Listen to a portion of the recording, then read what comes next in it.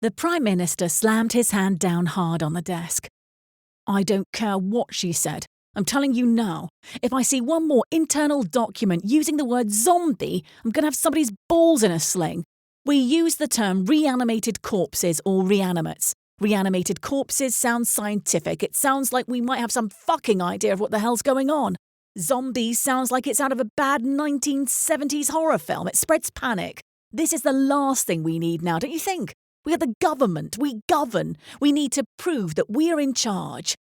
He took the mug of coffee from his desk and walked to the window with the phone still pressed against his ear.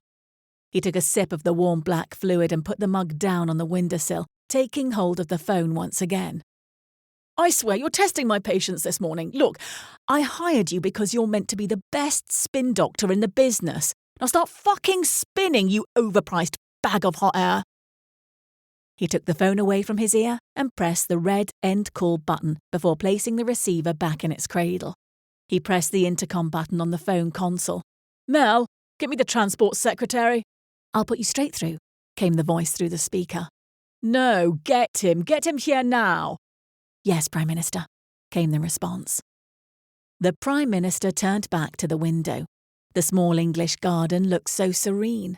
How could the world around it be falling apart so quickly? He took another drink of coffee. In the last 24 hours, he'd had only 45 minutes sleep. When the reports had first filtered through, it seemed like it was all part of some elaborate social media hoax, or the biggest fake news ever to hit.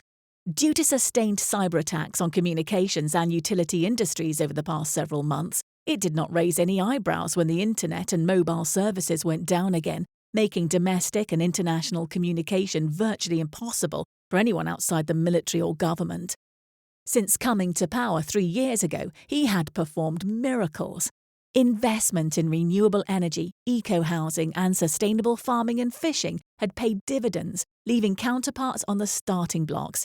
Britain's name was synonymous with progression. Once again they had become world leaders, and all of it was because of his leadership.